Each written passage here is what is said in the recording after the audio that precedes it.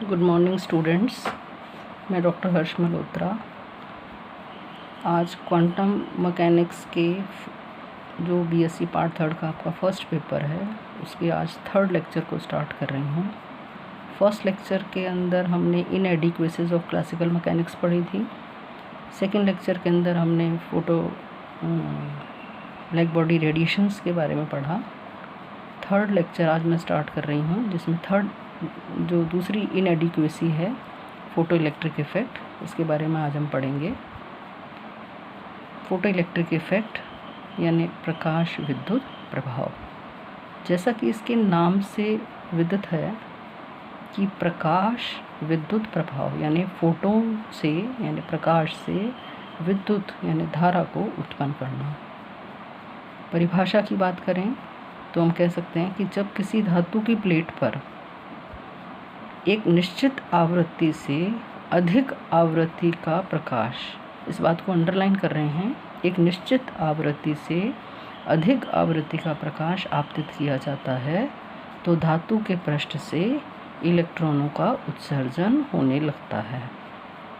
इस घटना को प्रकाश विद्युत प्रभाव कहते हैं तथा उत्सर्जित इलेक्ट्रॉनों को प्रकाश इलेक्ट्रॉन यानी फोटो इलेक्ट्रॉन भी कह सकते हैं। और इन इलेक्ट्रॉनों से उत्पन्न होने वाली जो धारा है उसको हम प्रकाश विद्युत धारा कहते हैं। When an electromagnetic radiations of sufficiently high energy is incident on a metallic plate, then electrons are emitted from the plate. This phenomena is known as photoelectric effect, and the emitted electrons are called as photoelectrons. इसके बाद हम इसके experimental arrangement की बात कर रहे हैं। Experimental arrangement को हमने इस चित्र के द्वारा दिखाया गया है, जैसा कि इस चित्र के अंदर दिखाई दे रहा है। इस चित्र के अंदर ये आप देख सकते हैं कि ये क्या है। It is a evacuated glass tube. एक ग्लास की ट्यूब है जिसके अंदर वैक्यूम है। यहाँ एक विंडो लगाई गई है। इस विंडो से के सामने एक सोर्स रखा गया है जहाँ से हमें फोटोन्स यानी इलेक्ट्रोमैग्नेटिक रेडिएशंस प्राप्त होंगे और इस सोर्स से इस विंडो के रास्ते वे रेडिएशंस यहाँ ए प्लेट पर, जो कि फ़ोटो सेंसिटिव प्लेट है, पर आपतित होंगे। जैसे ही फोटोन्स इसके ऊपर इंसिडेंट होंगे, इसमें से फोटोन्स के द्वारा इसमें से इलेक्ट्रॉन्स का उत्सर्जन होना शुरू हो जाएगा और ये इलेक्ट्रॉन, जिन्हें फ़ोटो इलेक्ट्रॉन्स कहते हैं, यहाँ आकर जो उसके सामने प्लेट लगी हुई है बी प्लेट, इस पर वो कलेक्ट हो जाते हैं। इसीलिए इसको हम कलेक्टर प्लेट कहते हैं। सर्किट डायग्राम के अंदर आपको दिखाई दे रहा है कि ई प्लेट को ए प्लेट और B plate high tension battery के द्वारा कनेक्टेड है। ए प्लेट को हमने negative terminal of the battery से जोड़ा है। B plate is connected to the positive terminal of the battery. A और बी प्लेट के बीच में कितना पोटेंशियल डिफरेंस लग रहा है उसको नापने के लिए यहाँ पर एक वोल्टमीटर लगा हुआ है और कितनी धारा इससे उत्पन्न हो रही है उसको नापने के लिए यहाँ पर माइक्रोमीटर लगा हुआ है। सो इस एक्सपेरिमेंटल अरेंजमेंट में ये दिखाया गया है कि ए और बी प्लेट के बीच में जब हम नेगेटिव पोटेंशियल, ए प्लेट को नेगेटिव पोटेंशियल से जोड़ दें, बी को पॉजिटिव पोटेंशियल से जोड़ देते हैं, तो उत्पन्न होने वाले जो फोटो इलेक्ट्रॉन्स हैं और उनसे उत्पन्न होने वाली जो धारा है वो किस प्रकार से कौन कौन से फैक्टर्स पर निर्भर करती है।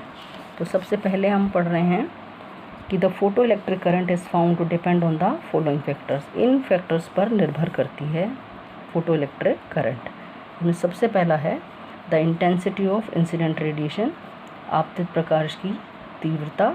जैसे जैसे हम आपतित प्रकाश की तीव्रता यानी इंटेंसिटी से तात्पर्य है नंबर ऑफ फोटोन से है। तो जैसे जैसे तीव्रता बढ़ाई जाती है, प्रकाश विद्युत धारा पर क्या प्रभाव पड़ता है उसके बारे में पढ़ेंगे। दूसरे पढ़ेंगे हम कि आपतित विभवांतर का क्या प्रभाव पड़ता है। ए और बी प्लेट के बीच में जो विभवांतर लगाया जा रहा है, पोटेंशियल डिफरेंस लगाया जा रहा है, उसको चेंज करने पर फोटो इलेक्ट्रिक करंट पर क्या प्रभाव पड़ता है। तीसरे बिंदु में हम पढ़ेंगे कि आपतित प्रकाश की आवृत्ति का क्या प्रभाव पड़ता है। It means the frequency of the incident radiation. Frequency से तात्पर्य उसकी ऊर्जा से है कि आपतित प्रकाश की ऊर्जा कितनी है। ऊर्जा बढ़ाने पर यानी फ्रीक्वेंसी चेंज करने पर फोटो इलेक्ट्रिक करंट पर क्या प्रभाव पड़ता है, इस बिंदु के अंदर हम इसको स्टडी करेंगे। एंड चौथा है आपका the nature of emitting surface, यानी धातुवीय पृष्ठ की प्रकृति। मीन्स कि उसका कार्यफलन यानी वर्क फंक्शन कितना है। वर्क फंक्शन डिसाइड करता है कि वो उसमें से फोटो इलेक्ट्रिक इफेक्ट किस आवृत्ति पर उत्पन्न होगी। Now the results which we get is are like this. सबसे पहला है effect of intensity of incident radiations. अब हम एक एक करके इन सभी बिंदुओं को स्टडी करते हैं, जिसमें सबसे पहला है effect of intensity of the incident radiations. जैसा कि इस ग्राफ के अंदर दिखाई दे रहा है कि तीव्रता जिसे हमने एक्स एक्सिस पर लिया है, फोटो इलेक्ट्रिक करंट को वाई एक्सिस पर ले रखा है, इन दोनों के बीच में क्या संबंध है। इस ग्राफ के द्वारा ये बात सिद्ध हो जाती है कि जैसे जैसे इंटेंसिटी को बढ़ाया जाता है फोटो इलेक्ट्रिक करंट बढ़ती जाती है, यानी we get a straight line between the intensity and photo electric current. Means this shows that photoelectric current is directly proportional to the intensity of light, अर्थात प्रकाश विद्युत धारा तीव्रता के समानुपाती होती है। दूसरा बिंदु जो हमने ले रहे हैं वो है effect of potential difference on the photo electric current, कि पोटेंशियल डिफरेंस ए और बी प्लेट के बीच में जो लगाया हुआ है उसका फोटो इलेक्ट्रिक करंट पर क्या प्रभाव पड़ता है। इस ग्राफ के अंदर दिखाई दे रहा है ज़ीरो पोटेंशियल को हमने एक्स एक्सिस पर ले रखा है, प्लस वी का मतलब एक्सेलरेटिंग पोटेंशियल है, माइनस वी का मतलब रिटार्डिंग पोटेंशियल है, प्लस वी का अर्थ है कि collector plate is kept at positive potential. Y axis पर हमने फोटो इलेक्ट्रिक करंट को ले रखा है। Now here we can see in this curve that when the potential is at zero we get some current, अर्थात जिस समय potential zero है, कोई भी पोटेंशियल उसके ऊपर ए और बी प्लेट के बीच में नहीं लगाया गया है, तब भी हमें कुछ धारा प्राप्त हो रही है। इसका अर्थ ये है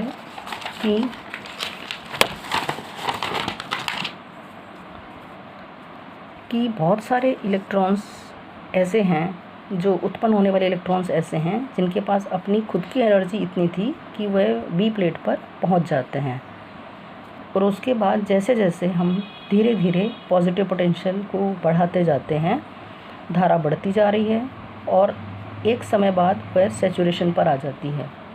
जैसा कि यहाँ दिखाई दे रहा है कि सैचुरेशन पॉइंट पर आ जाती है। इस धारा को हम बोलते हैं संतृप्त धारा या सैचुरेशन करंट। उसके बाद कितना भी पोटेंशियल को बढ़ाया जाए, धारा का मान नहीं बढ़ता है। इधर हम नेगेटिव की बात करें, जैसे जैसे हम पोटेंशियल की वैल्यू को कम करते जाते हैं, यानी हम नेगेटिव की तरफ बढ़ा रहे हैं, तो धारा का मान कम होता जा रहा है, और कम होते होते एक समय ऐसा आता है, एक पोटेंशियल ऐसा प्राप्त होता है जिस पर आकर हमारी धारा ज़ीरो हो जाती है। ऐसे पोटेंशियल को हमने V0 के द्वारा डिनोट किया गया है, और इस V0 को हम बोलते हैं निरोधी विभव, यानी वह विभव जिस पर आकर धारा का मान शून्य प्राप्त होता है उसे निरोधी विभव कहा जाता है। इस समय जिस समय ये रिज़ल्ट हमको प्राप्त हुआ है, फ्रीक्वेंसी को यानी आवृत्ति को, आपतित प्रकाश की आवृत्ति को अभी नियत रखा गया है। तीसरे बिंदु के अंदर हमने स्टडी कर रहे हैं कि effect of intensity on stopping potential, आपतित प्रकाश की तीव्रता का निरोधी विभव पर क्या प्रभाव पड़ता है।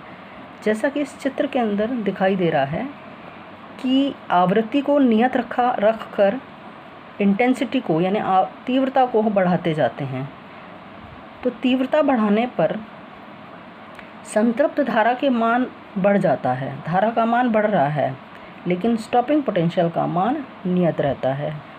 अर्थात स्टॉपिंग पोटेंशियल की वैल्यू प्रकाश की तीव्रता पर निर्भर नहीं करती है। तीव्रता कितनी भी बढ़ा दी जाए, लेकिन स्टॉपिंग पोटेंशियल का मान नियत रहता है।